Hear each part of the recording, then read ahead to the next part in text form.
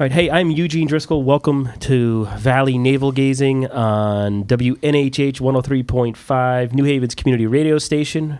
More importantly, sorry, New Haven, but we're heard on valleyindy.org and newhavenindependent.org and SoundCloud and Libsyn and iTunes and YouTube and probably a couple of other places. That's Ethan Fry, the other reporter. What up? Nothing.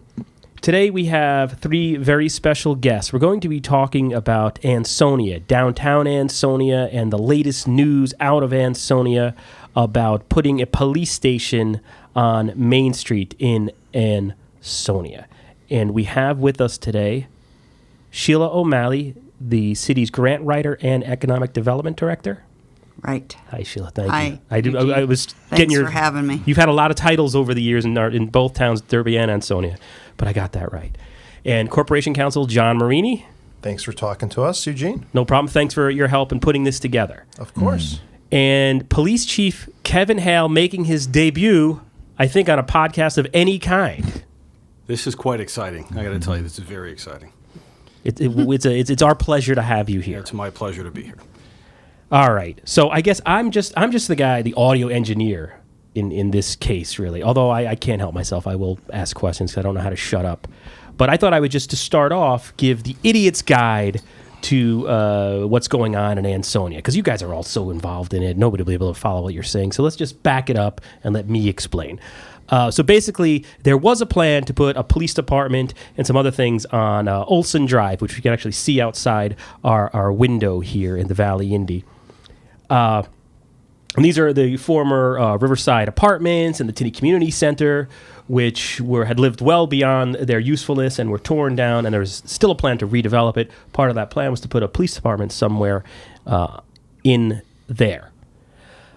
Just in the last 2 weeks or so, there's been a change of plans, at least publicly announced. There was an announcement to put this police station now at a property formerly owned by Farrell's. Farrell office, the office building, right? Exactly. What's the address, John? 65 Main Street is what we call it, but it actually has two different addresses. 25 East Main. To simplify, we'll call it 65 Main Street, and this is the parking garage building. It's the square parking garage building.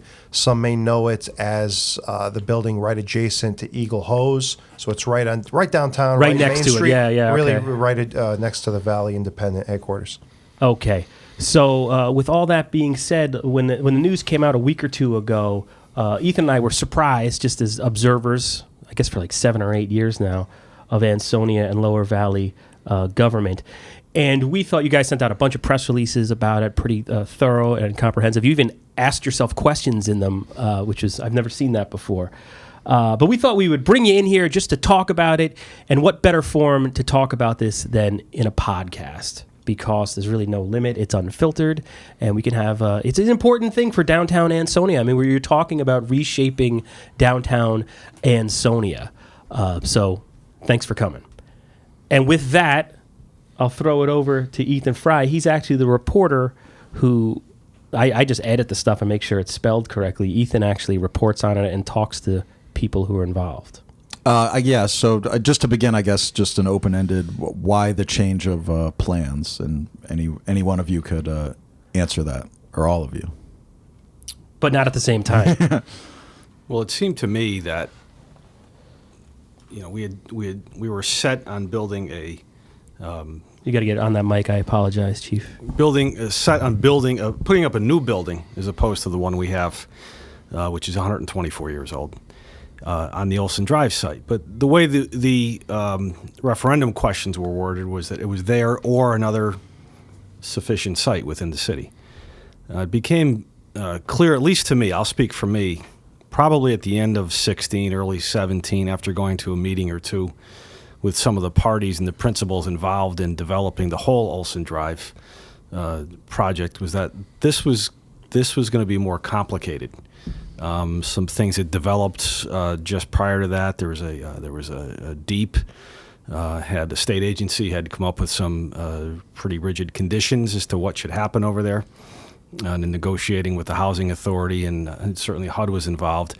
So we were looking at, in my estimation, at least a 2-year gap before we could even break ground on this. And the citizens, taxpayers in Ansonia very generously approved $12.5 million for this project, including a section for the radios. And my concern was that a dollar today is not worth what it is worth more than what it is 2 years from now. So $12 million today would not be, which may be sufficient today, would not be sufficient 2 to 3 years from now. That was a concern. Met with Sheila and John throughout the process, and this, I'll turn it over to them to fill you in on the other part in 65 Main, but this property came in as a topic and as a potential location, if I remember correctly, in January, right around sometime in January. So, and the vote was in November. Correct. Right, okay. So we started having discussions, went on a tour, and here we are. So I'll let them fill in on some of the background from the city side on that, but at least that was my perspective going forward from the referendum on. And you said, and just to sort of repeat what you just said, after the vote was taken, it became clear that Olson Drive possibly could not work because there would be construction delays, which could increase the price. Yeah, what also not really concerned me, but you're dealing with a federal agency, a state agency, and another local agency concerning one piece of property with two different projects on it, with two different sets really of criteria as far as deep was concerned. So there were a lot of moving parts. And again, it became clear that this wasn't we're just gonna go in and do this. This was gonna take a while. And that really had me concerned in terms of the funding more than anything, because once you go out 2 or 3 years, now you have to start making cuts. Mm-hmm. You have to cut back on things that perhaps you'd get today if you started building, you couldn't get 2 or 3 years from now. And some of it, a lot of it would be vital, and we would have to scale it back. I just wanted to add to what the chief was saying, that one of the critical issues on the Olson Drive site was where was the footprint going to be. And the footprint was going to be affected by the floodplain requirements or restrictions. And so if there wasn't going to be a waiver on the floodplain restrictions, then that footprint was going to take on a very different look. What's a floodplain restriction, if you will? Building within the floodplain area. Which you can't do, places where you can't build. Correct. Gotcha, okay. Correct. Sorry. And is that just housing, or can you not build anything in a floodplain? What's the... No, there are stricter guidelines as with respect to residential. And so, in other words, if it were a commercial, if it was a commercial development, the restrictions would be far less. So those restrictions were going to dictate or determine where the footprint was going to be. And, of course, that would as well, affect the footprint of the police station. So we weren't even sure where that police station was going to be on the parcel, depending on what they were going to need for their housing. Because the housing obligation came first. That parcel had to be redeveloped according to HUD, with 54 residential units on it, and so therefore that posed a problem for us.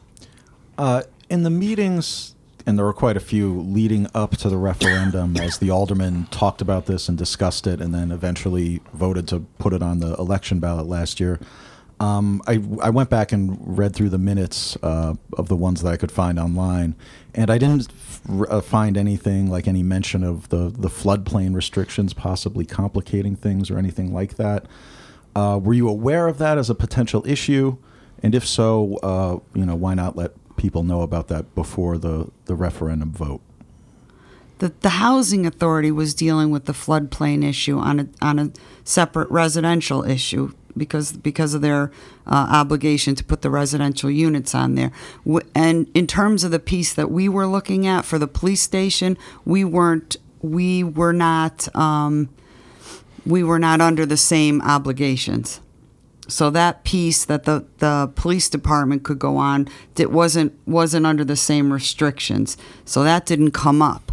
But what did come up was the fact that where you're going to put the housing is going to affect the police station. And if there are restrictions and you cannot get a waiver, then you're going to have to either shift the footprint, or you're going to have to build a different type of housing, which would impact the police department project. And I guess why wasn't that brought up? Well, what Sheila's saying is right, but it's only one part of the consideration. We always knew that we'd have to develop the station, if it was going forward at Olson Drive, in tandem with the housing. We knew, of course, that there would be challenges, and we accepted that.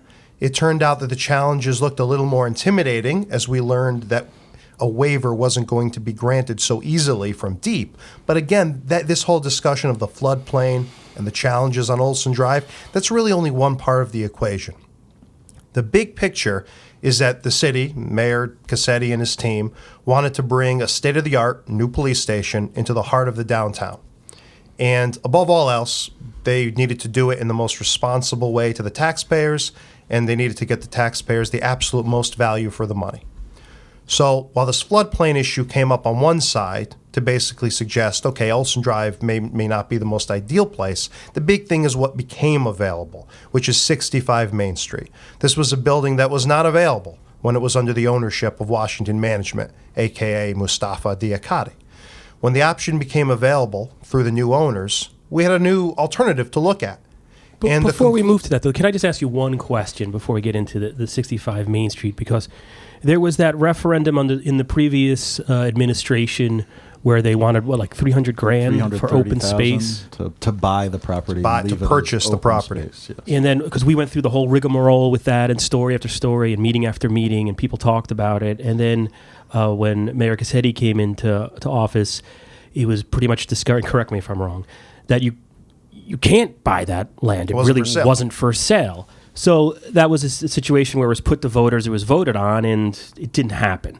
And this time you have, while Olson Drive wasn't the set in gold or set in concrete location for that police department, it was certainly sold as that. That was the to proposal. The public. That was at the time the best location available. So my question is how if I live in Ansonia, and I think this we're reflecting the comments that we saw like on the Ansonia community page, and it was sort of the first reaction that we had. How can Ansonia residents trust next time you put out a referendum for asking them to approve borrowing? How can they trust what's on the paper is going to be what actually happens? Well, first, what was on the paper is what actually happens, because the possibility of an alternative was built into the question. But you sold the police department. It was presented as that being the best alternative, and I would say that the residents should have trust that the city is always going to make sure that it is getting the most value for taxpayers' money. That it is not going to be inflexible and continue with an option that may not be the best one.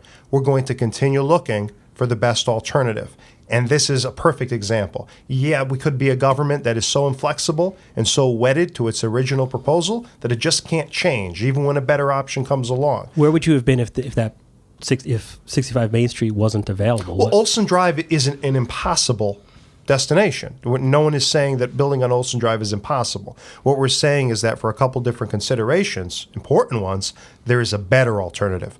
We could still go ahead with the building on Olson Drive. The thing is, we understand that 65 offers a lot more value for the money. We're getting not only all the space that we needed for the police station, but we're getting more value, more space for other uses at no further expense.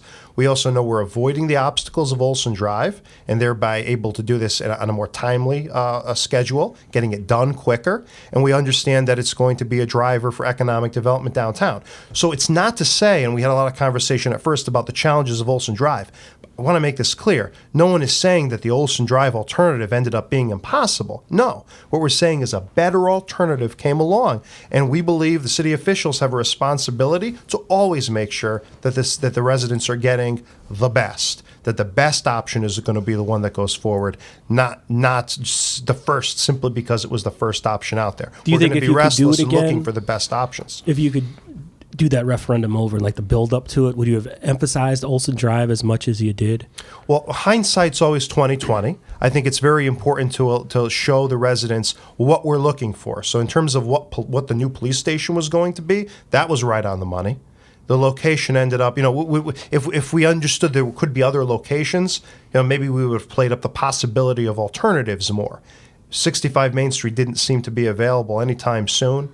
Liberty Street was another parcel that was mentioned, but we recognized from the beginning that the rehab costs there, that made that a not feasible situation. And people like the idea of Olson Drive as a police department because going back generations, there was crime there. It was a high crime area. And that's why I keep asking about Olson Drive. I also think that Just to clarify, the ballot question said for the planning and construction of a new police facility to be located on Olson Drive, or if it is determined that Olson Drive is not suitable, such other location to be determined by the Board of Aldermen. Just to insert that. Go ahead. I just wanted to point out, and I think the chief will agree with me on this, that when people voted on that referendum question, they were also saying that we want a new police station and we want it to be located in the downtown area. So that's also what we take from the referendum, that was a resounding yes for a new police station.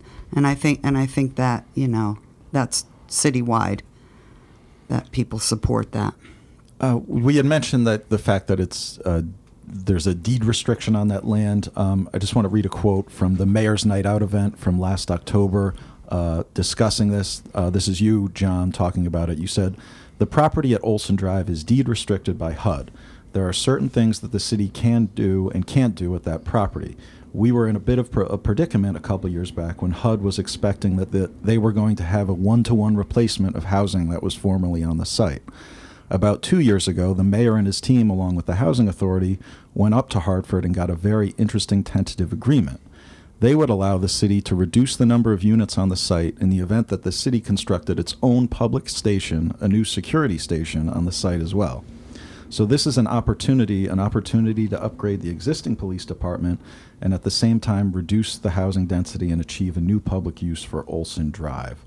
So, like, if a person attended that meeting, I think it would be reasonable for them to have left with the impression that, hey, I need to vote yes on this or else HUD is going to make the city build a bunch more housing units on Olson Drive. And with the recent change in plans, do you think that person would feel misled by what happened? What was said is there's an opportunity here, and we're still following that opportunity. We have an agreement now to reduce the density to the 54 units and to, at the same time, explore the ability of some city use on the site.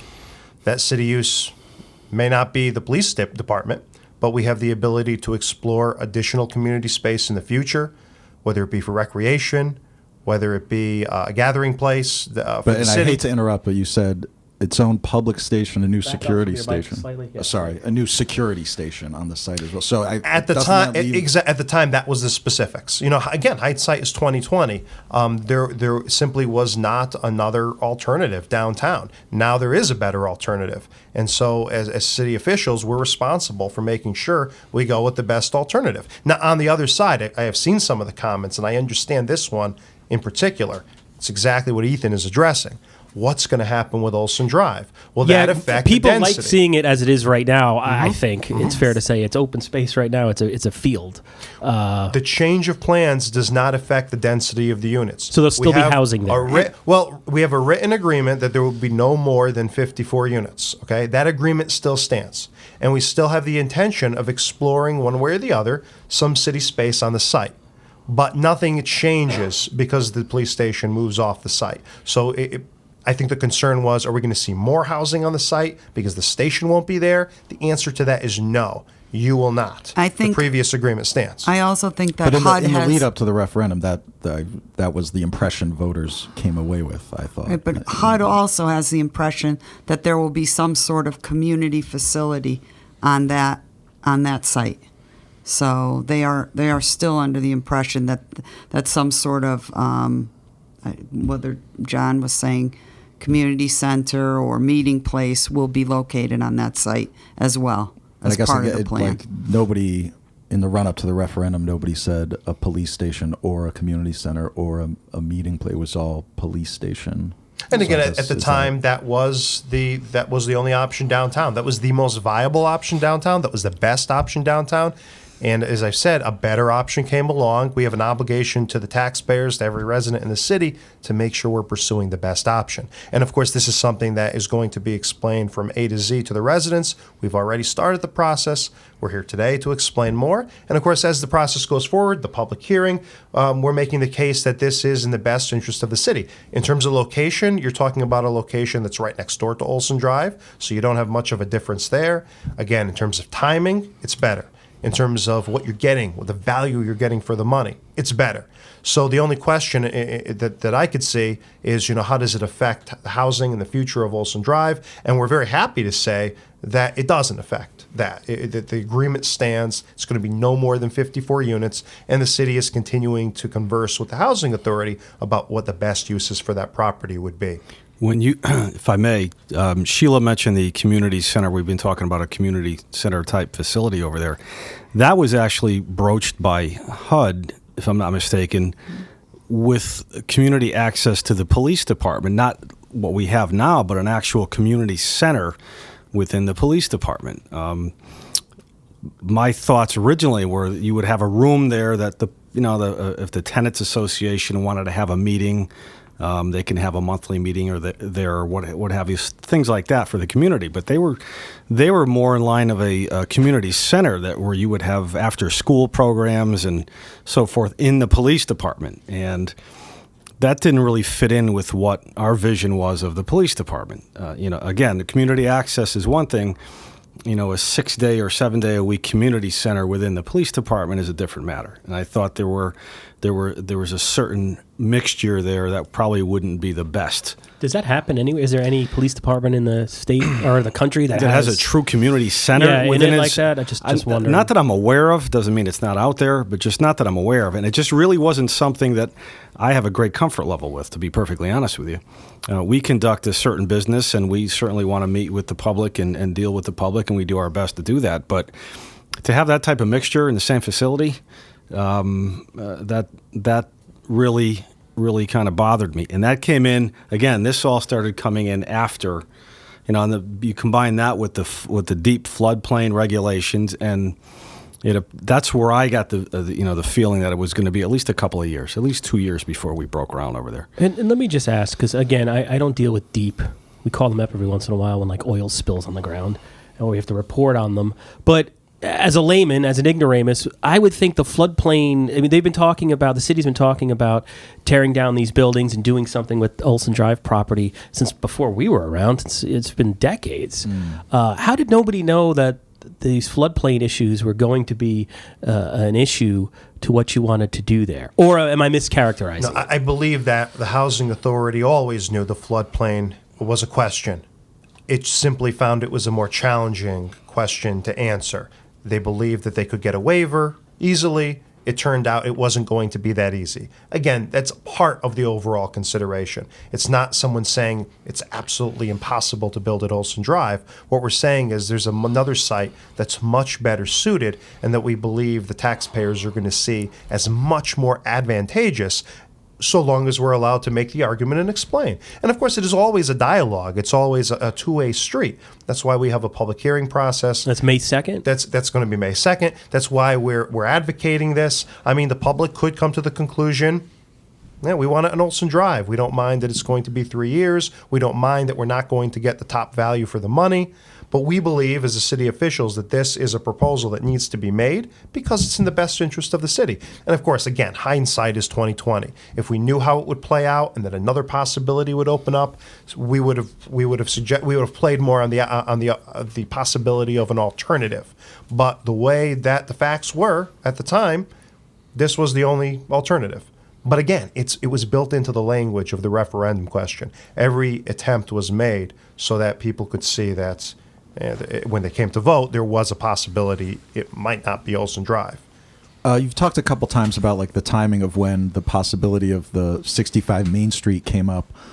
Just by way of background, that was foreclosed on last year. You had mentioned the Mustafa had bought it in 2013, and then plans never went forward. He had bought that and that big white building with all the broken windows in it, the old process lab. The city had filed blight liens against that, going back years. And like, hadn't officials discussed the possibility of acquiring that through eminent domain? So, like, in those conversations, was the potential reuse of either of those buildings as city space ever in the cards, or was that just since the new owners came to the picture? 501 Main Street is the building that had a blight lien put against it. That is not 65 Main, the location we're proposing for the police station. That is the large building with the shattered glass windows.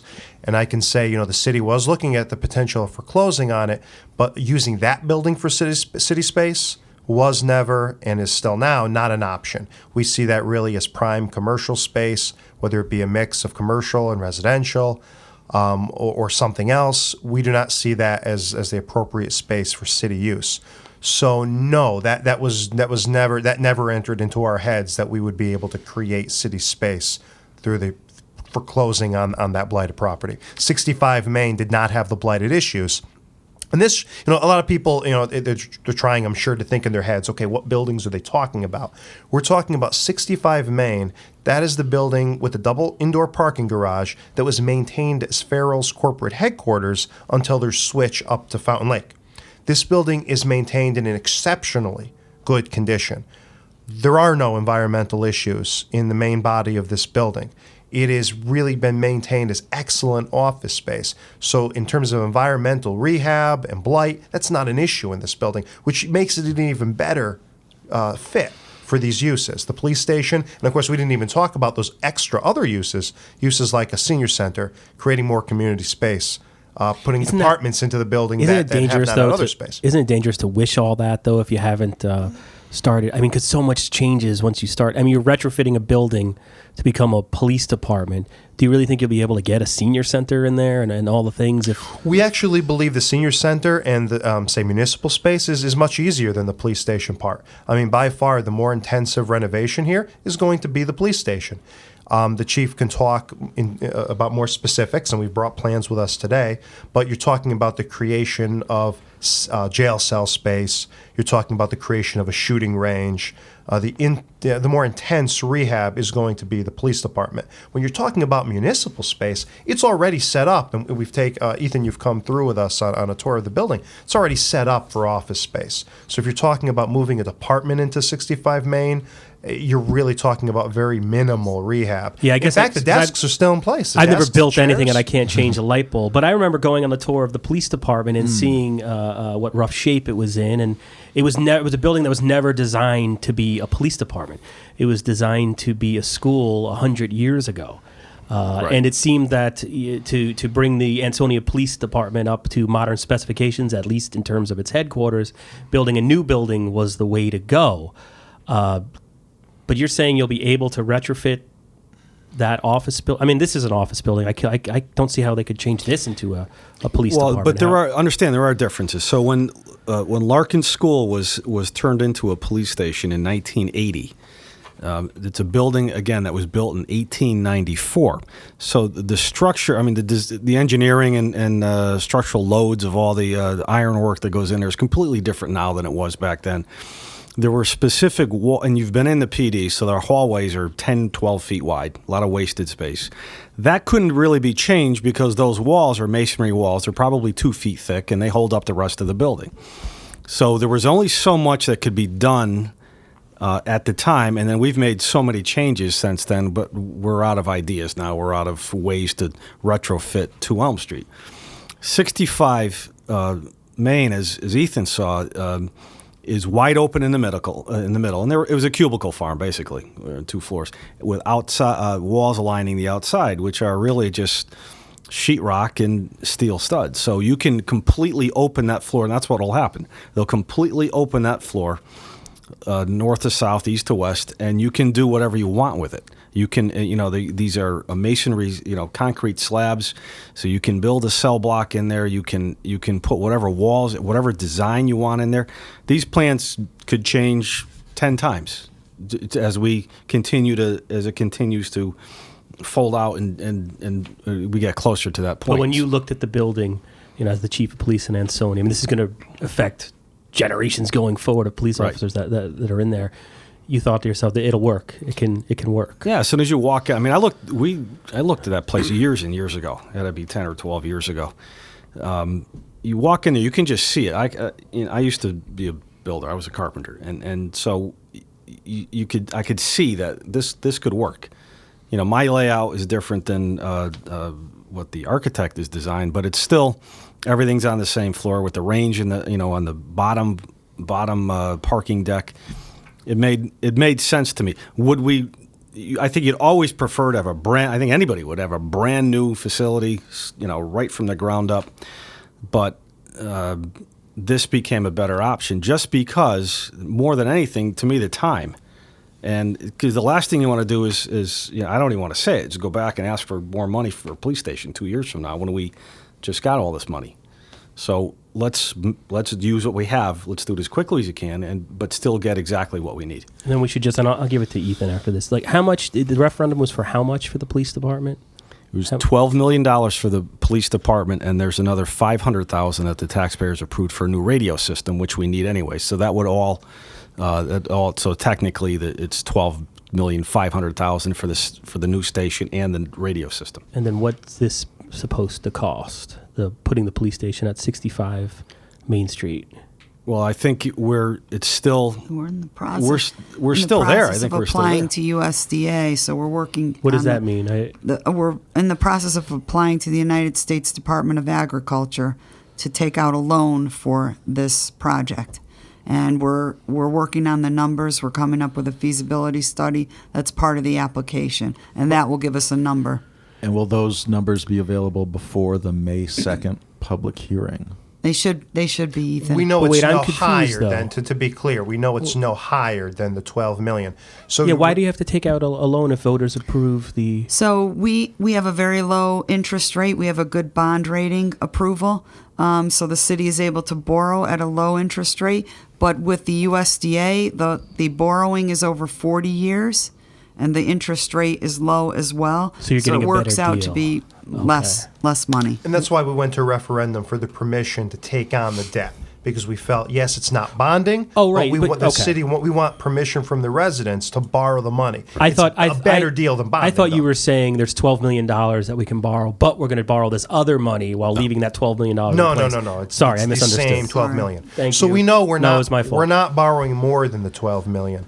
But essentially, we know that for that money, we have the acquisition, we have the police department, and we've talked to USDA about the idea now of it not just being a police department, but about it being used as a municipal center.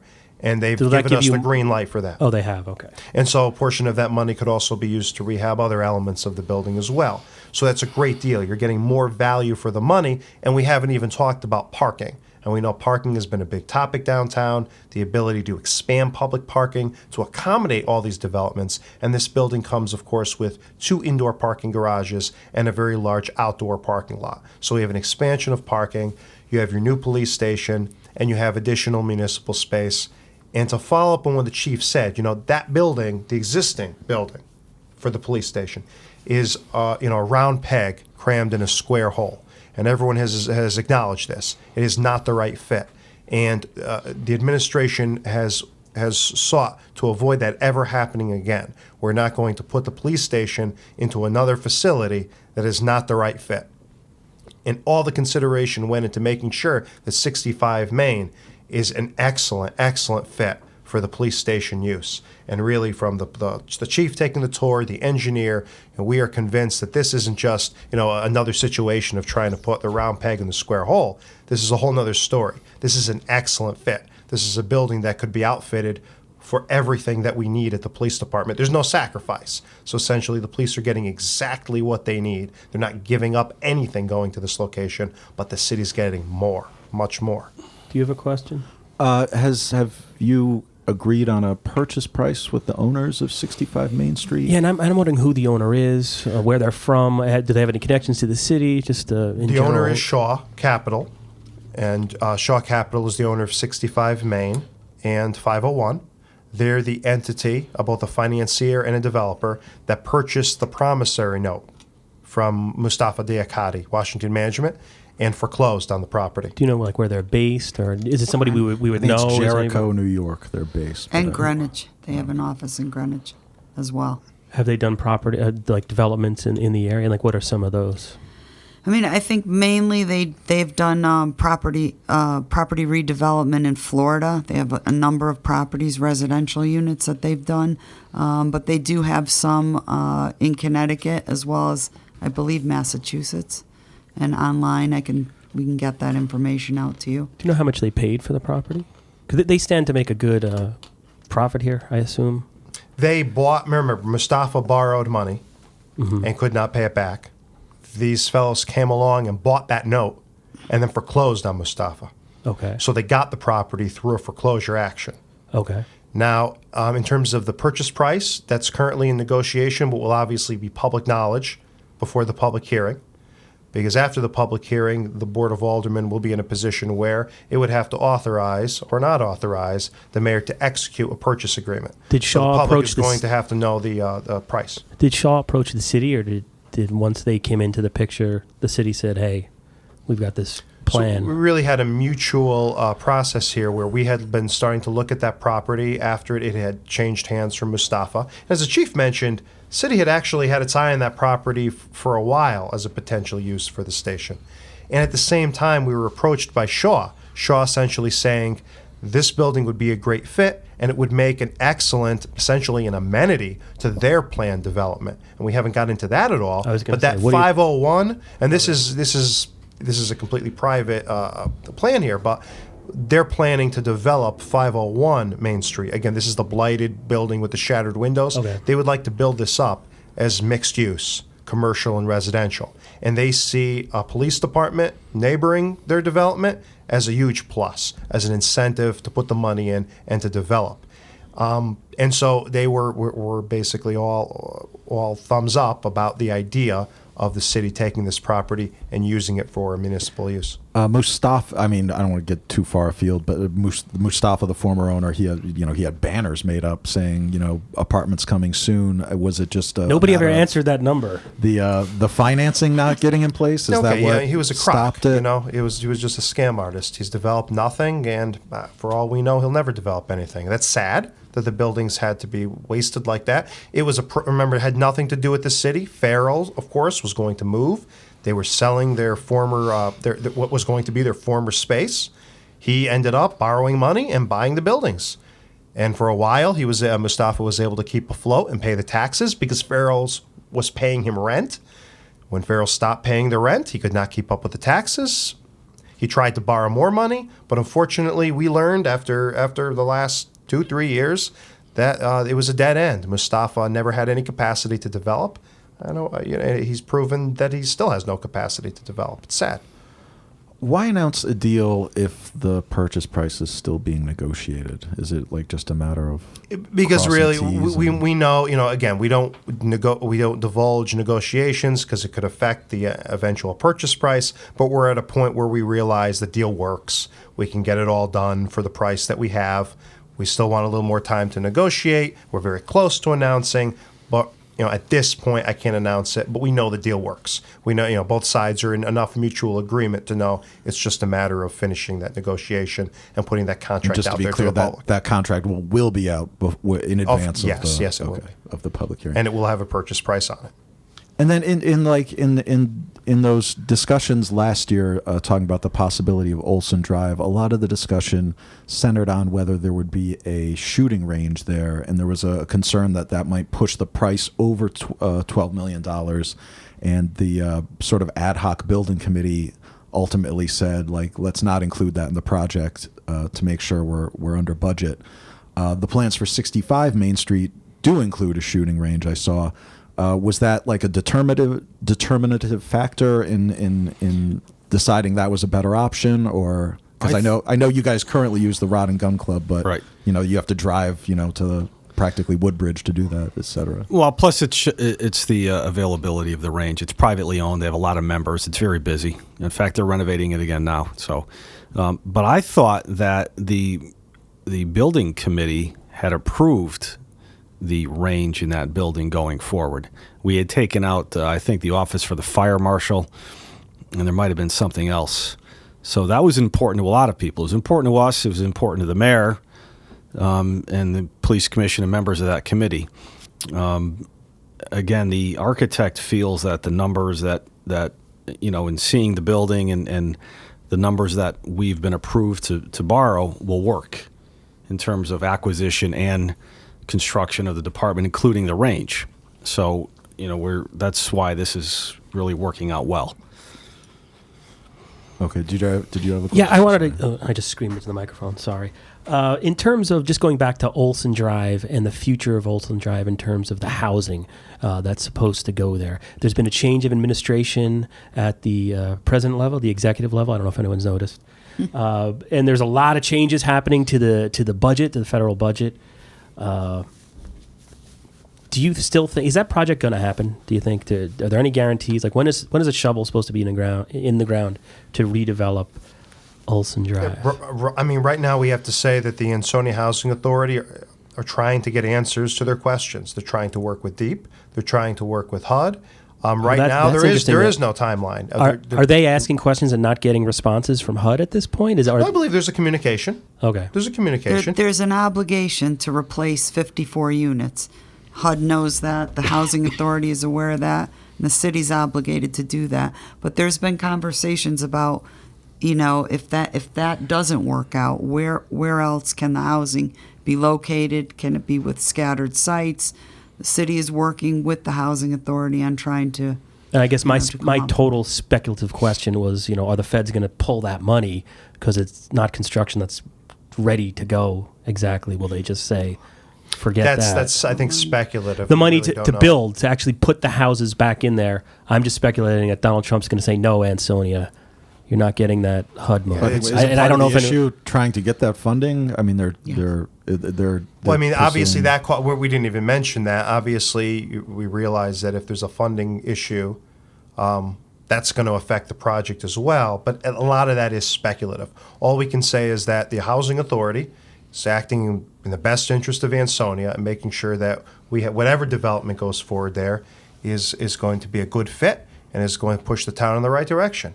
We know that there's an obligation that the city has to do a replacement. We've worked very hard at reducing the amount of housing that we're obligated to build, getting it down to 54 units, a maximum of 54 units. The city wants to obviously fulfill its commitment, but at the same time, both the city and the Housing Authority are working on what's going to be the best interest of the city. There's a lot of unknowns, and I think that's really what it comes down to. All these unknowns, we realize that's just a challenge for us getting this police station project done at Olson Drive. Police station project is extremely important to all of us.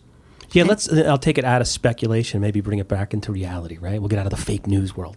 And Chief Hale, how does this compare to a Board of Aldermen meeting? I'm just curious. Is this more exciting or less exciting? What, this grilling right here? Grilling? No, this is...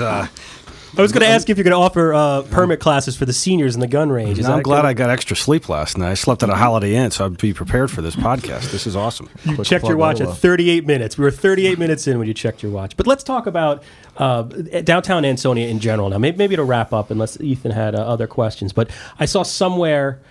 Are you calling it Ansonia Recharged? Is that what? Okay, that's right.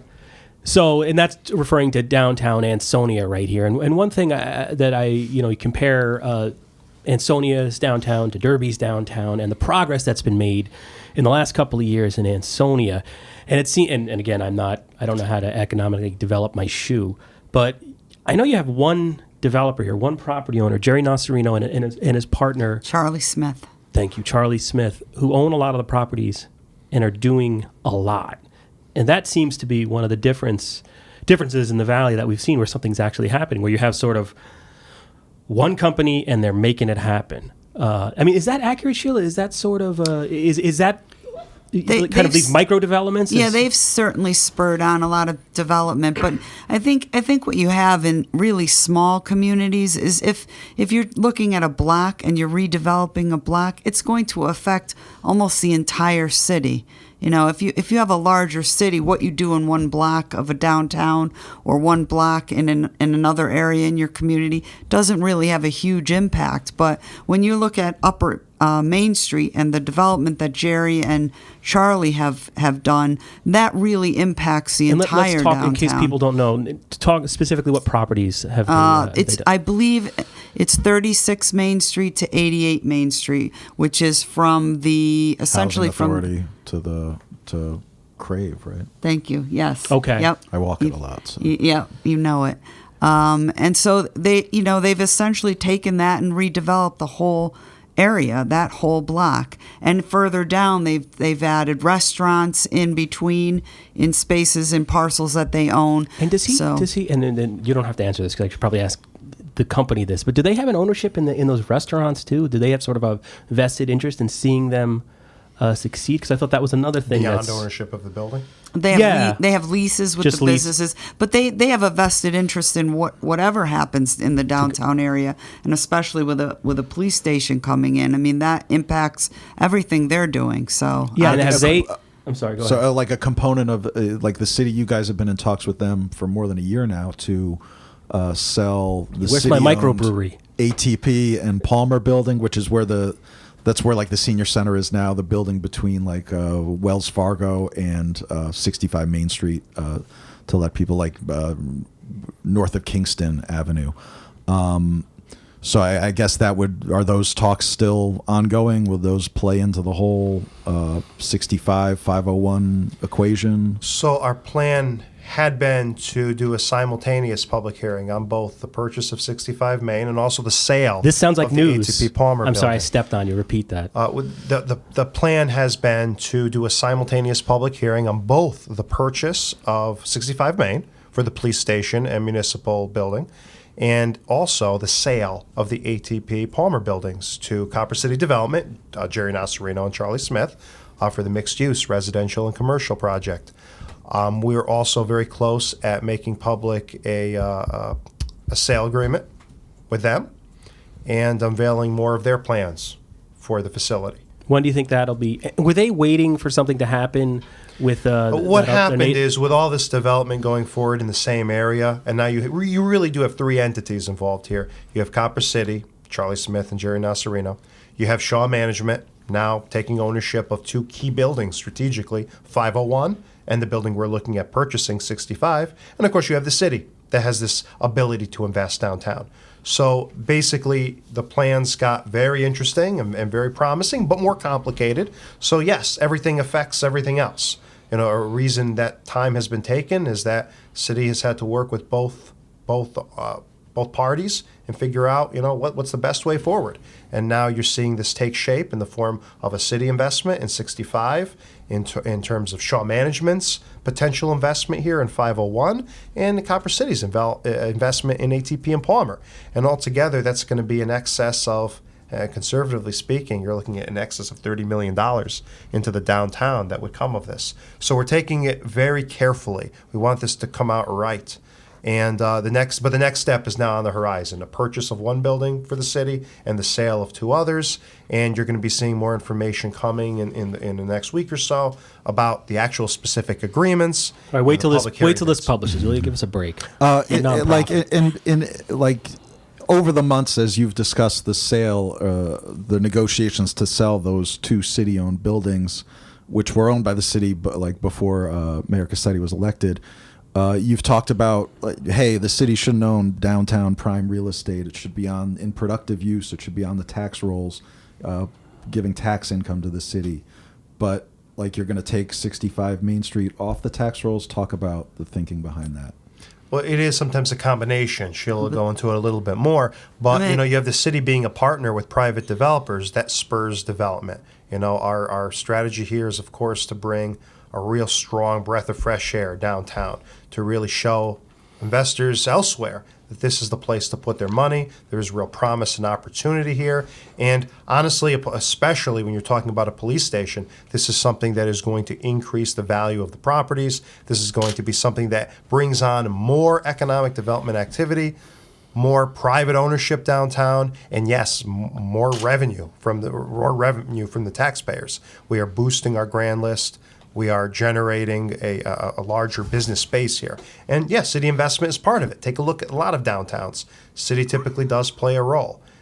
When you're bringing a police station in, you're bringing not only more bodies in, but you're bringing an atmosphere of safety and security. You're telling investors this is a safe place to spend their money. And it's important, as John said, to point out that there is a partnership and one plays off the other. But in addition to that, you're looking at a building that mainly contains office space. And you can walk downtown and you can see that there's a lot of office space available. That's a more difficult space to fill, especially in Ansonia's downtown. So that building becomes less of a, less desirable than, say, a building that could be used for residential purposes or retail purposes. Because most of your office space users go to Shelton. Is that generally speaking? Correct. Except There's a lot of space in Shelton for office. Like so much of what happens downtown has been dependent traditionally on, or any downtown is dependent traditionally on like public transit. There's been some movement to get, more train service. Will this deal, or assuming this apartments are on the way, will this accelerate that anymore, or talk about that a little? That's certainly going to help us, and we're also looking at transit-oriented districts, which will create a district, if you will, around the train station, providing. What is that, a zoning? Would that be a zoning change? Yep. You work with planning and zoning on that, and when you create that kind of a district, you increase your opportunities for funding to help put infrastructure into that district. And that's what we're concentrating our efforts on right now. And then beyond those, just those two properties immediately sort of right next to Main Street, will this help, we looking out the window a little to the north, we see, Ansonia Copper Brass, that whole complex, the old Farrell. The other side of Main Street, the Farrell complex. How will this deal help that accelerate development there at all? If so, how? Well, I think what you're getting now is interested developers who are unsolicited, just coming to the Economic Development Office, wanting to talk to the mayor and John and myself about other potential opportunities in the city. So they see the attention we're getting with respect to our downtown, and they're looking what other properties are available. So now you have 63 acres contiguous to our downtown that are available or could be available for development. And I think that creates and generates additional interest. That's always been that's been the big challenge. 60 acres of contaminated property, enough space to essentially create another downtown. How do we get this done, and how do we get it to its highest and best use? So the plan here is to generate momentum, to get investors interested, so they see really the real possibility of that 60 acres of copper and brass, the SHW, the former Farrell. So basically they're seeing, okay, the rest of Main Street's coming alive, it's coming online. Now you're building momentum towards the development of the rest. It's showing that this is a place to put your money. It's going to pay off. And there's so much to really talk about. There's the plans to try to boost parking. I believe actually there's a little bit of an announcement that we can give about who's going to come to see us next week, right? Well, now you have to. Donald Trump.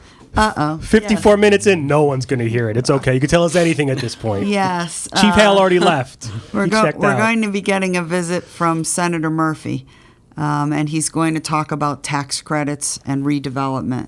And he's going to come to Ansonia, and that's going to be exciting for us. It's going to draw more attention into our downtown. And who said Trump? Did somebody say Trump's coming? Was that you? Oh, okay. Trump Sorry. coming? Trump next. He's next. Trump and Murphy. He'll be at the groundbreaking on Olson Drive. But from looking Yeah, at the because reader I guess at questions- this point, we should just throw it out to you, because I think those are all the questions Ethan and I had before we wrap up. Is there anything? I think the purpose of a conversation like this, is I think more than anything to educate your readers.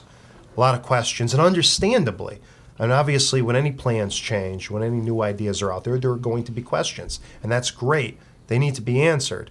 I think we touched on a lot of the more critical ones. A few that we didn't. I've heard the question, is this going to increase our taxes? Is any project like this going to increase taxes in the city? And we've explained a lot before. This is all about debt service, and we've been very careful with this.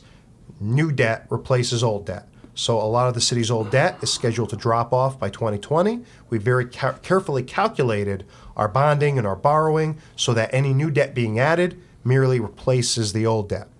So no, it's tax neutral. The level of debt service is actually going to dip a little bit by 2020. It's actually going down. Level of debt is not increasing. Okay, so the line is being held there. So no, you don't have to worry about this project increasing taxes or any of that borrowing increasing taxes. The other idea is, where is the money? Where is this money the city has borrowed? And Sheila already alluded to this, but we haven't received it. We've talked to the USDA about it. They've greenlit the project. Is there a deadline that you have to take the money before you lose it? They actually do. There's an application that has to be put in by a certain date, and then there's going to be a closing process on the money we're going to get. But just so people understand conceptually, it's not like people voted on that referendum and all of a sudden the city got a big check. The aldermen and the city need to, that's just authorization. The mayor and the city need to act on that authorization to either get loan funds from USDA or to get that money bonded. The city does not get a check. Money doesn't just flow in. We have to figure out, okay, what projects are we going to move on first? We have to go through a process for each project, and then we get the funds. And if there's any change in how the money's being used, that has to be very transparently be brought before the Board of Aldermen and approved. It's not like we can take money from one project and use it for another. That's another misunderstanding that sometimes And everything we're does come talking up. about right now, moving the police station to this new location away from Olson Drive and to 65 Main Street, the Board of Aldermen also has to weigh in and approve it? Or Is that any? Okay. There's a process for purchase of a building, and we need a public hearing, which is scheduled for May 2nd. And the Board of Aldermen does then need to vote afterwards on actually authorizing the mayor to enter into any agreement to purchase property. We also will need an 824 referral from Planning and Zoning. What's that? That's essentially by state statute, Section 8-24, that the Planning and Zoning Commission shall give its recommendation Gotcha, on any okay. planned purchase or sale of property. So anytime the city is going to buy property or sell property, Planning and Zoning needs to weigh in. ATP and Palmer, they've actually given their positive recommendation on the sale of those buildings, but they have not given any recommendation yet on 65 Main. That's scheduled to be on the Planning and Zoning agenda this month. Okay. I don't have any other questions unless you have a burning desire to share any other Ansonia secrets with us. Now's the time to do it. We said enough. No. Yeah, that was 58 minutes. So we'll end it. Thank you so much for coming here and taking an hour to talk about this issue. I really can't thank you enough. It's really good. important. Thank you for giving us a forum to be able to do this, and we'd be happy to return any time to answer questions and talk more in depth. We really believe the public can't know enough. Especially with a project like this, it Good affects motto the for any future government of to have. Ansonia. Ethan endorsed that. All right. So for Ethan Fry, this is Eugene Driscoll from valleyindy.org. Thanks for listening.